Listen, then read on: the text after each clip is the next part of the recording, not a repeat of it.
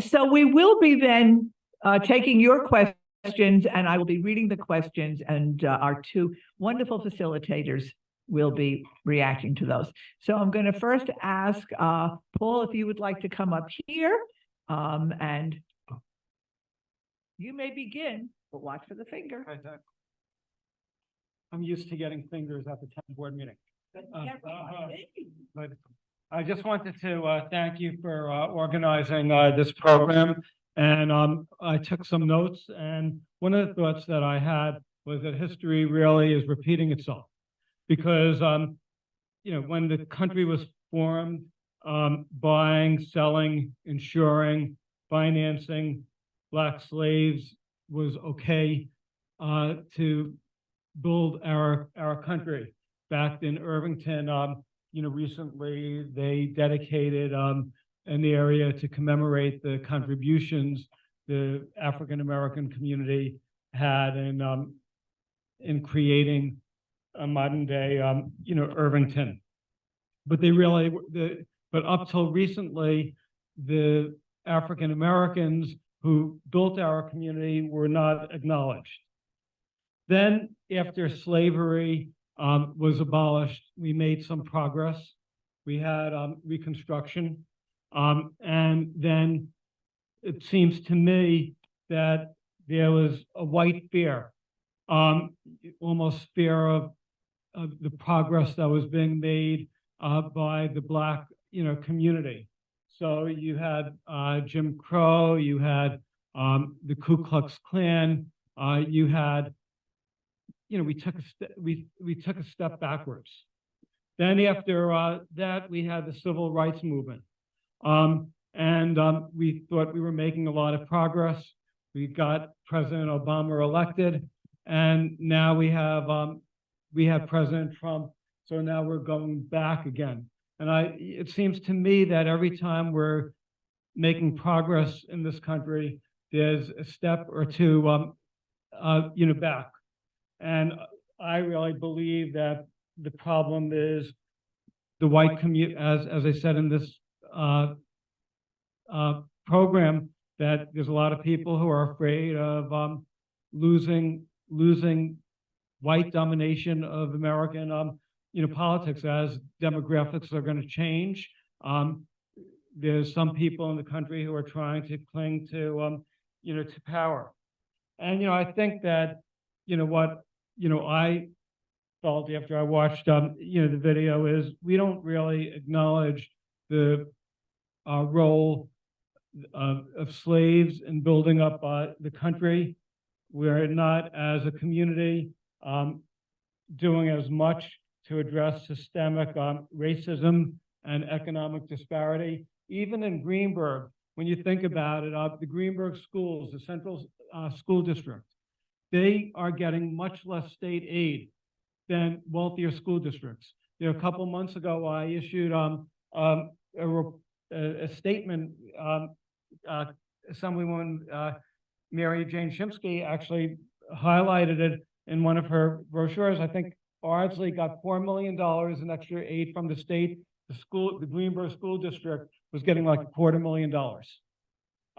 You know, and I just think that we have to work harder to get the state legislature to give the Greenburgh School District, which is predominantly African American and Hispanic, the school aid that they need and deserve, because there's no reason a wealthier school district should be getting more money than a lower a school district that has less, you know, less funding. You know, we, as a community, as they mentioned over here, there's been a lot of voter, you know, suppression over the years in New York. It's very difficult to get on the ballot. There's always, every time there's people running for office, election challenges. So if somebody is not part of the political system, it's easy to throw them off the ballot. So if you look around, there's very, very few contested elections now. And that, to me, again, is you know, a problem with our, you know, our democracy. You know, I also feel that this movie, you know, which we just saw, should be a catalyst for highlighting the need for policy changes. We have to address injustices. We have to create more affordable, housing. It's very, my niece, she was looking for an apartment. She just got married. In New York City, it's like $5,000 a month.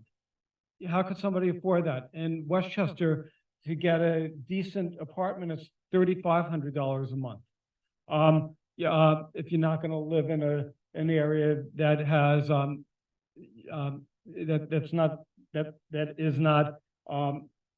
that basically is safe. So I think we really have to do a lot more. We have to value diversity. We have to encourage inclusivity. We have to respect each other's differences. We have to be more empathetic. And we have to recognize the contributions the African-American community made in making our community great. It's hard to put what I want to say and what needs to be said into 5 to 7 minutes. So I will try my best. One of the things that moved me is when the man talked about all that he went through, all the sacrifices he went through to fight for the freedoms, and now they're being taken away. And as the editor of Black Westchester, it reminded me, as I fight for freedom, justice, and equality, I actually pray every day, Lord, let not my labor be in vain. It's like all that this man did is in a possibility of being erased. All the sacrifices that were made by him and many others are about to be in danger of being erased. I lived in Atlanta for a while, and they have civil rights reenactments. And you can see well before Trump, there is a third of this country, they don't believe they lost the Civil War. And that element and that spirit is what you see now. It didn't start with Trump. It never went away. There's a third of this country that they tried to break away from this country. This country was ran by white men, not women, not Jewish people, not Black people, not any other group. And what they're seeing and they fear is the browning of America. If you watch all our previous elections, women are getting in office like never before. More Black people are getting in office like never before. More Latinos are getting in office like never before. The LGBT community, more of them. And you can see Congress, the white men in Congress, shrinking and shrinking and shrinking. So when they say make America great, they want to go back to that time when nobody that wasn't a white man had any rights. So, we look at things, sometimes we say, our problem is we see some things and some racism, we go, that's just a Black thing. When they were going after the right to vote, I was down in DC for the march for the right to vote. And I was telling people on my radio show, we need to pay attention to this and fight for this special right, because without that, none of the things any of y'all are fighting for will ever get passed, because we will never get the people in office to pass those things. And they're coming for everybody's rights. It looked like they were just going after Black people's right to vote, and all other groups of people were like, well, that doesn't concern me. Well, then they went after women, Roe v. Wade. Now they went after affirmative action. They're going after every right that didn't exist back then in this time that you saw. That's what they say, make America great again. That's what they want. They want to go back to that time. And we have to, we have to understand, we have to fight together. If there was and I'm sure I'm gonna mess it up, there's some old saying, there was this one group of people, something attacked them and nobody else helped them, and then the next group of people and nobody attacked them. Then that last group, when they were there, nobody was there to help them. All our rights are being attacked. So we have to all stand up and fight for other people's rights. You don't have to believe in the LGBT community, but they're losing their rights. It's just one more right. Everybody's rights matter. And there's just so many more things I want to say that I'm sure that I don't have time to say. But every time, going back to the movie, every time Black people have figured it out and tried to move within the system, to have the audacity to believe the words freedom and justice for all actually apply to us. When these words were written, we were still slaves. They didn't apply to us. But we have the audacity to achieve that and to go for that because we believe that those words actually apply to us. And that's when you see in the movie we get killed, lynched, beat, and everything to stop us from fighting. Anything, jailed, anything to stop. Because they fear that. They took a group of people from Africa, beat their religion out of them, beat their language out of them, separated them, did everything they could do to them. They were free. Then you had all these other things happen. And they're still a threat to this day to white men, to that power structure. After all of the things that we have been through, that's what they fear.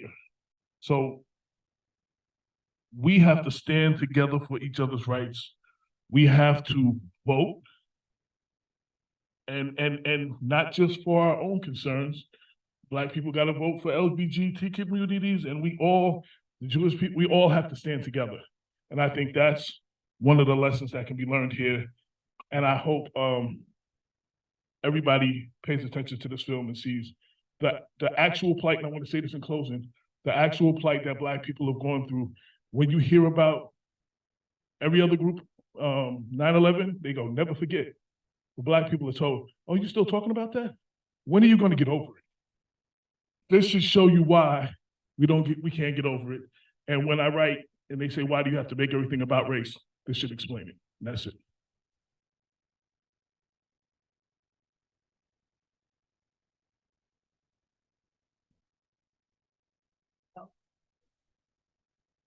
Thank you both so much for just giving us your thoughts, your views of where we are now, our views of where we're going.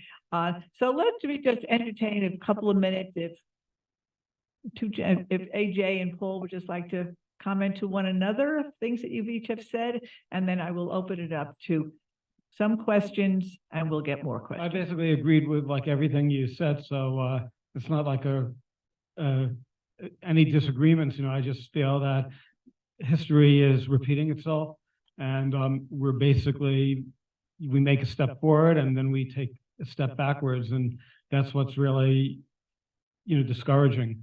I mean, do you feel that? It seems like you agree with that also. Well, it's not that when we take a step forward, we take a step back. When we learn the system, when we learn the rules, when we learn how to play the game, they then change the rules. Right. They don't tell you they're changing the rules. They just change the rules. I just want to say one thing I forgot to say up there. I personally know people in Georgia who have voted in every election. And when Stacey Abrams ran in that first election and they went to their polling place, they were not registered. A whole bunch of people, I personally know people and family members who were removed from the polls. Do you feel that in New York State, we're doing enough to encourage voter participation? And what else could we be doing? What else could the state do to make it easier to have a larger voter turnout? We were talking about the boxes that they have in the South that they were taking away. What is it? Those voter boxes that they place all over, and there's been a lot of controversy because they've been reducing that amount, and people said it's voter suppression. Well, one of the concerns I have in Westchester County, when was the last time you saw one of those boxes? We don't have them here.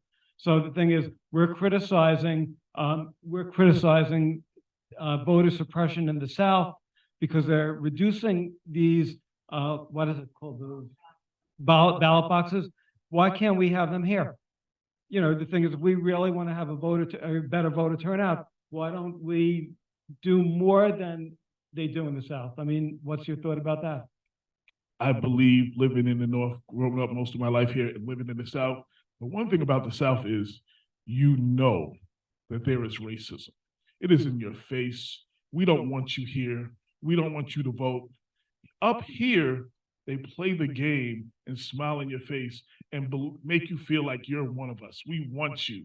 And then they systematically do things to take you out.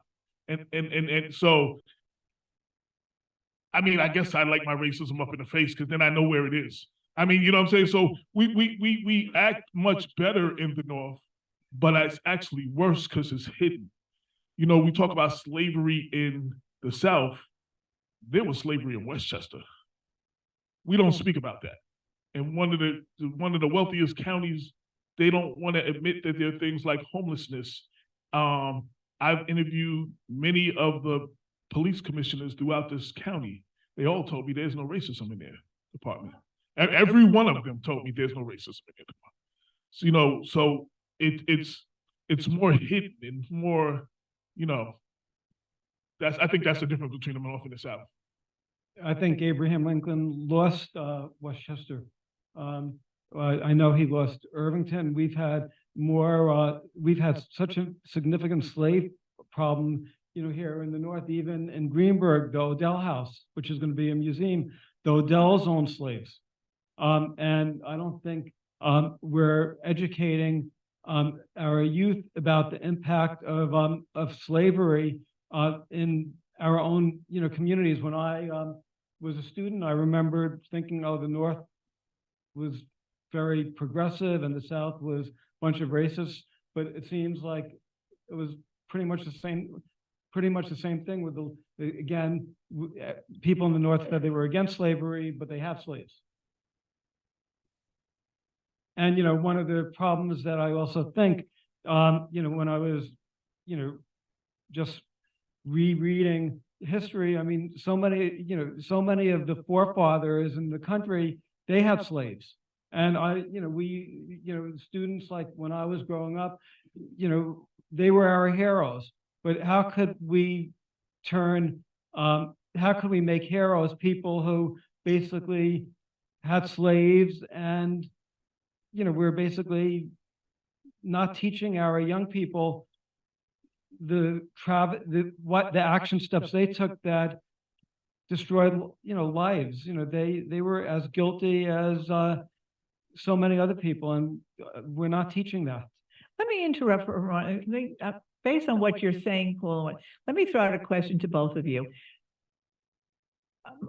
I know that for me, and I think for probably for both of you, so many of the things that were in this document that we watched, you didn't learn when you were in school. It was a different view of American history. So if you had learned these things while you were in middle school, high school, how do you think you'd be different today? First, I like to say history is written by the winner. That's why we didn't learn. Because the people who were doing these things are the same people that are trying to whitewash history right now. So they don't want this to be taught to their children and your children. So that I want to start, we got to start there.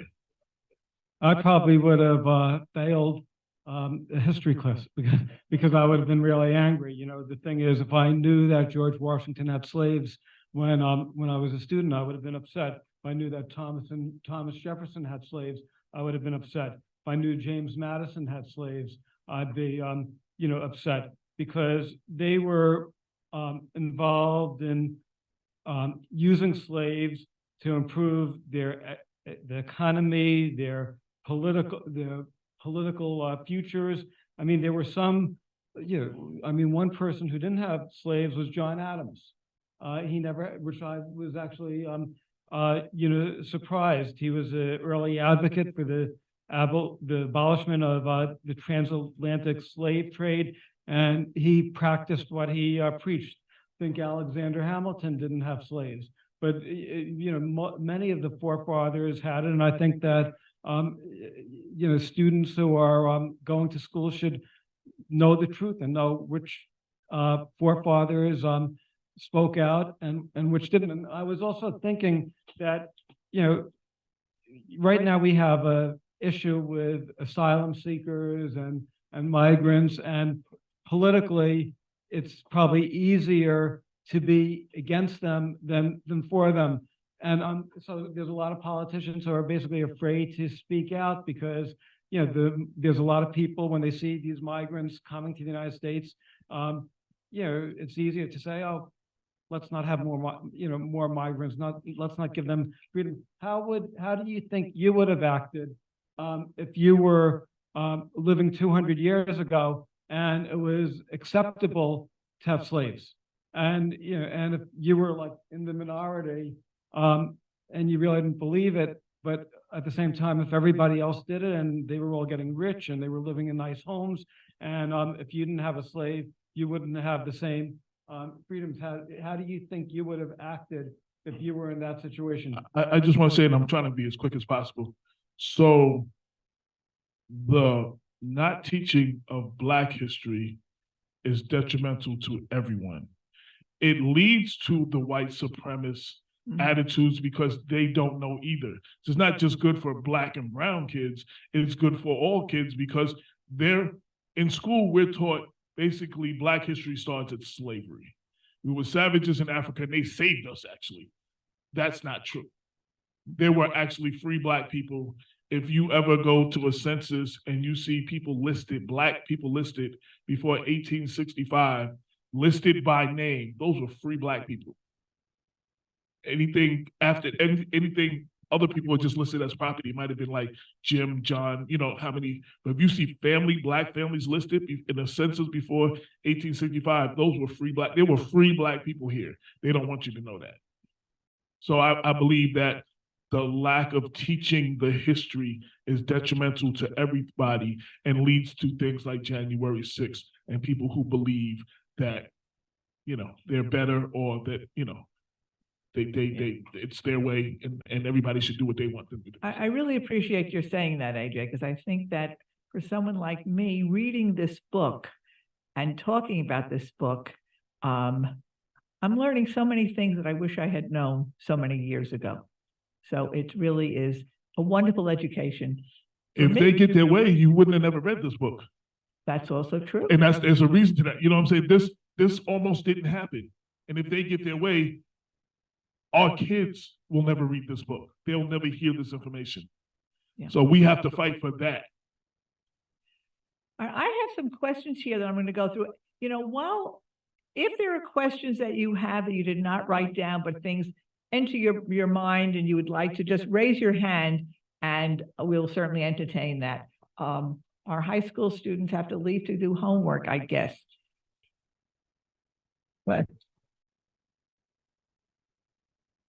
Yes. Yes. This is a prime example of critical race theory, and it's controlling the narrative. Now, how are we able to control the narrative to really spread the message? It's no longer like, yes, the classroom is evolving, but as we teach the young generation, they're more involved in technology. How are we able to own these entities to teach this message? Because I think it comes down to owning media, showing the narrative. I started, and while it's only, and I'm sorry that the new issue came out and I forgot to bring it. I started Black Westchester for that reason. Now, it may only be here in the local community, but for us to change our narrative, the problem is we do not own the media. Not only when we think of media, we think of the press. The people that own the news stations, many of those companies also own the movie companies, also own the TV companies, also own the radio stations.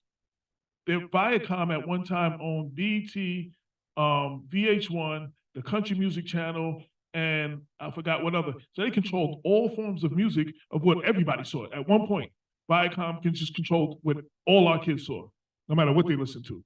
We have to fight for more ownership, and sometimes we have to think out the box and just do it. And that's it. Thank you. Yeah, absolutely. Thank you. Thank you. I just want to say to the brother right there, please reach out to me, blackwestchester@gmail.com. All right. All right, I'm going to go to one of the questions that I have here. What can we do to convince Black Americans that their vote can make a difference? That's a hard sell, like the lady said. Take Georgia during the Stacey Abrams with that 2018. They were told to come out. This election was more important than ever. They came out in record numbers, and some of their votes were suppressed, and their votes, some of them didn't count. Then in the next election, they went to vote and they were purged from the election, and it's getting worse and worse. We have to never give up.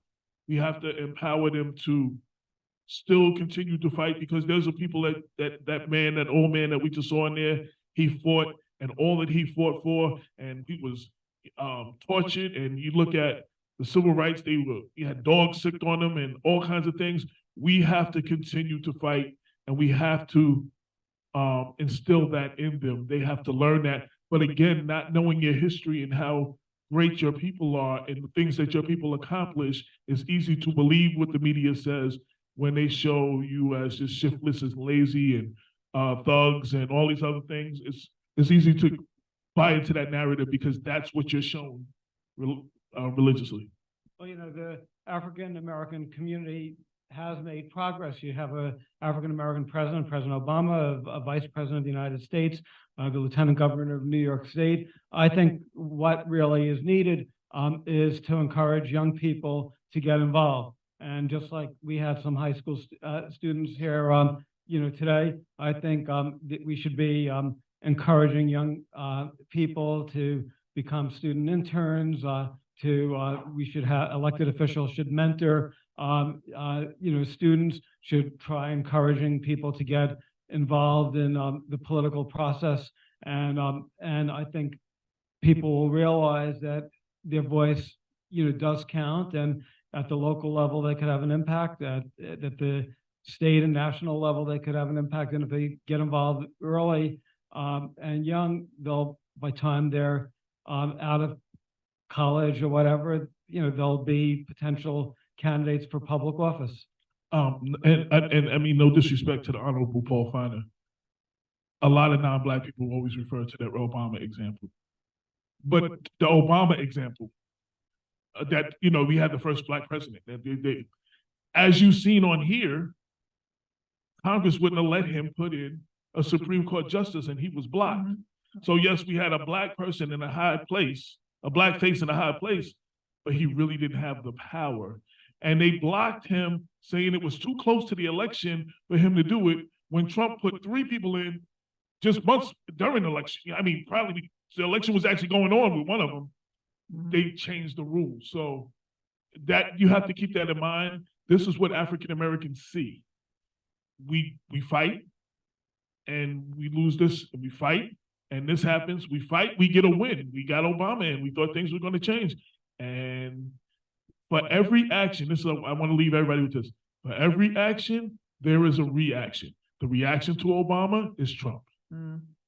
Right, but the other thing that I just would want to say also is our country, half the people are very, very conservative. Half the people are, much more progressive. So the country is right now is divided. So we're not going to be able to get everything we want, but I think we should appreciate that, we could make a little progress. We're not going to get everything. We shouldn't get discouraged, and also we should not tolerate. We should fight against anything that sets us back. So what's happening with with Trump right now, and the people who are trying to destroy our democracy, we have to fight that and make sure that's not going to ever happen again. And with voter suppression, we have to stand up and speak out and say this is something we're not going to tolerate. Our democracy is at risk. The democracy all over the world, democracy is at risk. All right, we have a question back there.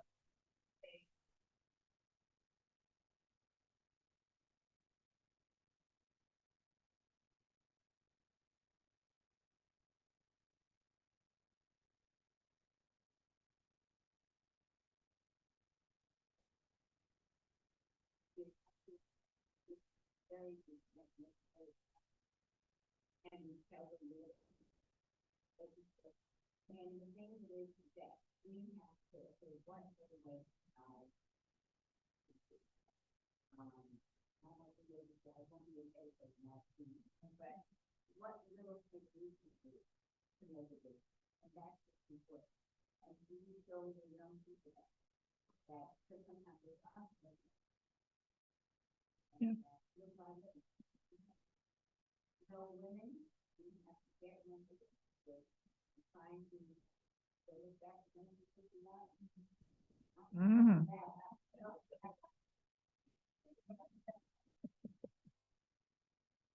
I want to talk about the power of Black women, which she just said.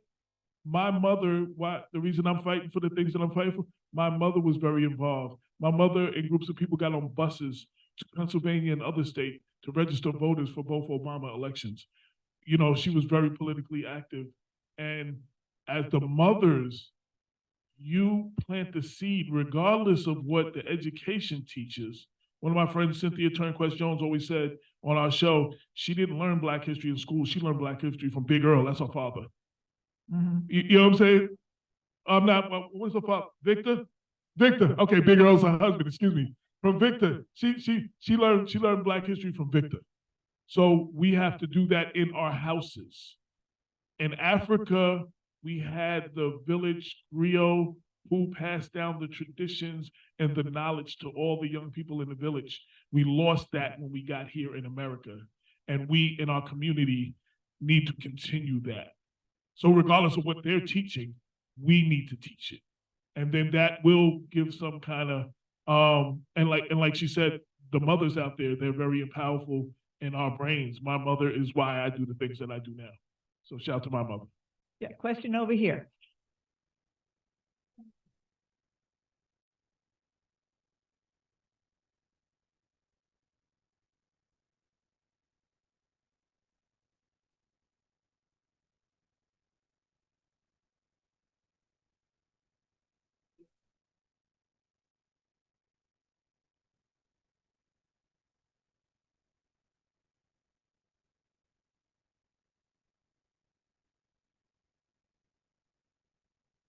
Can I add, we need to listen. We need Let to me just listen. say, We need to AJ, listen. I'm just going to repeat what you're saying. I think I'm going to, you're really, I believe the question is, or the comment is that we must educate our children, our grandchildren, our nieces, our nephews, the importance of voting. That, but also your why. Yeah. At the end of the day, it matters.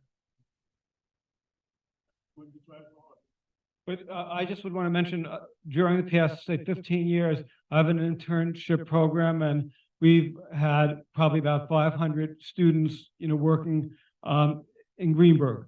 And most of the interns have been African American. And I would think we've made most of the interns that have worked in the town have done like an amazing job. And I feel they're smart, they're enthusiastic. Some of the former interns we've had went on to Harvard. They've gotten really great, great jobs. And I sort of feel that what we have to do is we have to give young people, we have to make people feel good about themselves. And, town board meetings, we frequently highlight some of the positive things young people do at the beginning of each meeting. So we have to build them up, make them feel that that they have a voice, that they could be listened to, that they will be listened to, that they are making an impact. And then if we do that, they'll have a great taste about the political process. And then when they're out of school, maybe they'll run for public office and become future leaders. So that's what we've done, and I know that it's been successful because many of the students stay in touch with me. I'm going to go to another. I know Paul has to be at another meeting at 8 o'clock. I wish I could. So we're gonna mute you for the moment. I'm going to go to another question. Okay, right here. How can we rebuild the civil rights multi-ethnic coalition that stressed nonviolence for the struggle for justice? Looks like AJ has it. So again, listening to the youth. So let's take a young person that's 21 or younger, you ask them what justice looks like, they can't tell you. They've seen many of their peers killed and no one by police and no one going to jail. They were told they've seen their parents, get excited when Obama won, saying things are going to change now. And they have not seen change. At some point, they've been told, you got to do it the right way. You got to do it this way. And you have to understand, at some point, they're going to say, that's not working. And I'm sorry that it's an overly used quote, especially after George Floyd, but Martin Luther King said that the riot is the language of the unheard. If you're not heard, you're going to make some more noise and do something to be heard. So I don't know, and I think that's a good thing for us to achieve, but we have to understand that for our young people, a lot of them are not buying that right now because they've seen what happened and they see where we are now. And I don't know. I mean, that doesn't mean don't try, but you have to understand, though, where the young people are coming from. I had a follow-up, question it's sort of a follow-up to your question. In the early 60s, the Jewish community was very involved in the civil rights movement. And they played a real major, role. And there was a very close alliance with the African-American community and the Jewish community. Then, for some reason, it seems like the alliance sort of deteriorated a little bit. What could we do to build up alliances again with, with people, I mean, you have a very involved Jewish community that basically probably agrees with everything that you stand for, as editor of, Black Westchester. What can we do to improve relations between the African-American and, say, Jewish community and energize the coalition that helped get the civil rights movement started? Because I think that's... AJ, any comments on that? Absolutely, and that is a good question. A little lengthy, but a good question. First, you have to, a little lengthy, I said. So first you have to invite us in and hear, like, you have to understand the plight before you can help with the fight. So you have to, and we have things like this, and we go, when we have, city council meetings and everything, we go to be heard, but we don't go to hear. So you have to go into these rooms, be willing to hear what Black people are going through, the plight of Black people, so you can possibly maybe understand, and then we could look at you more like an ally. You know what I'm saying? And we could start working with you, but you have to definitely open that door. So many doors have been shut. People tell us that they are our allies, and a lot of that has come back to bite us several times, to be honest. So you have to open that door first. Thank you. Thank you, AJ. All right, I'm going to read this as a question, but I think it's going to be something we're all going to agree upon. Truths right now are difficult. Many of us have different facts. As a community, can we agree that many non-whites contributed to building the greatness of this country? I think we probably have a consensus on that. Yeah. Yes, so thank you for that comment. A lot. Oh, I can repeat it again. Okay. All right, I'm going to read this again, and then I'll go to this last, or probably our last question. Ground truths right now are difficult. Many of us have different facts.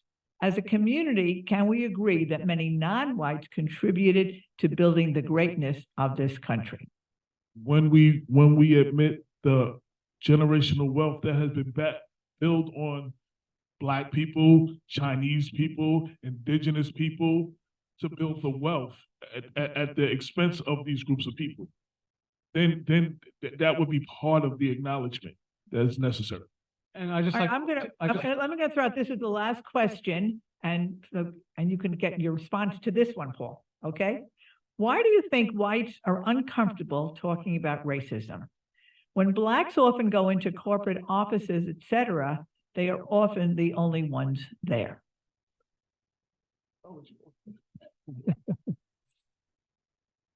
Well, I remember sort of like the opposite situation. I remember Vernon Jordan used to live in Greenburgh, and he was one of the founders of the leaders of the civil rights movement.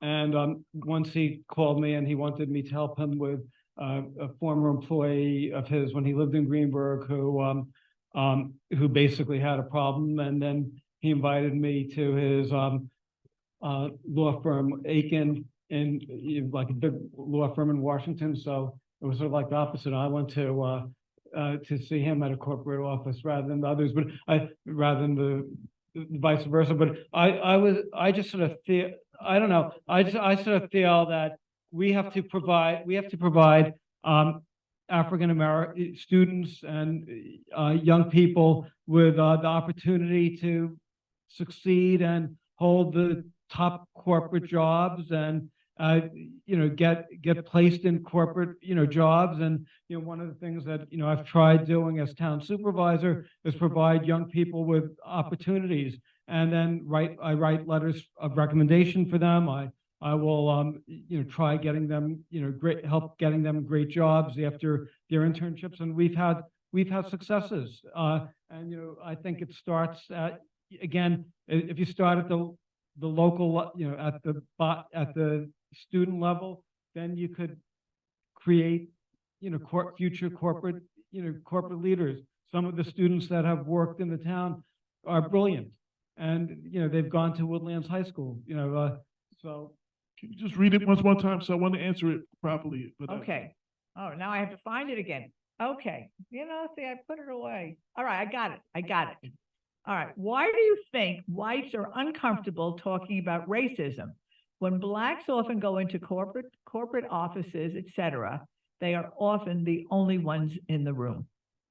again, it goes back to history. If you have a group of people that are taught one thing forever, and now people are telling them something that goes against everything they ever learned, there's something, and that people that look like them may have done these atrocities. There's something in their mind that does not want to believe it, like, because this is not what they were taught. Like, this can't be true. How can this thing be true? It's hard to believe. Like, to explain this to some white people that really don't know and who have never really experienced this or came in contact, it's hard to believe. It sounds like you're exaggerating. It sounds like you're even making some of this up. You know what I'm saying? So that's why it's an uncomfortableness.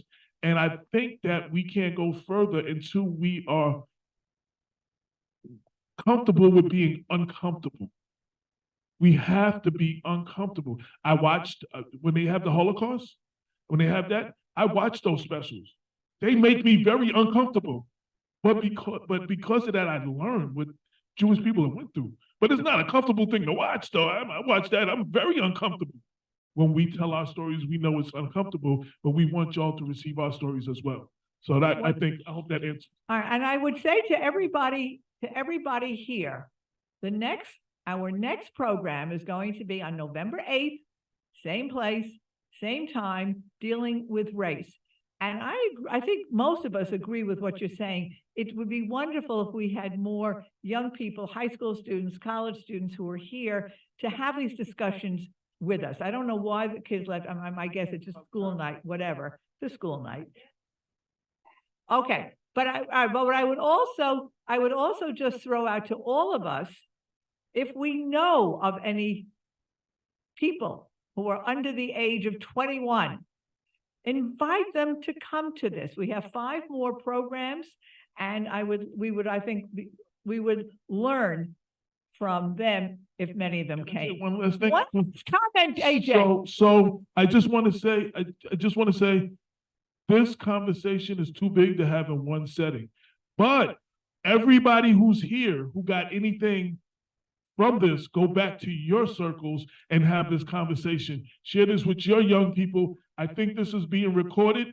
Share this recording in your group, maybe have this shown again, and invite some people like myself or others to continue this conversation with your groups. I think that would be one thing what Paul was saying about us working together and understanding and being allies. I think we need to take this out to where our own communities and our own groups and our own organizations, and continue this. That's my last word. And thank you. I'm gonna just echo what my friend over here, I'd like to thank all of you for coming. We look forward to seeing you at our next one on November 8th, and a special thanks again to Paul and AJ. Good evening.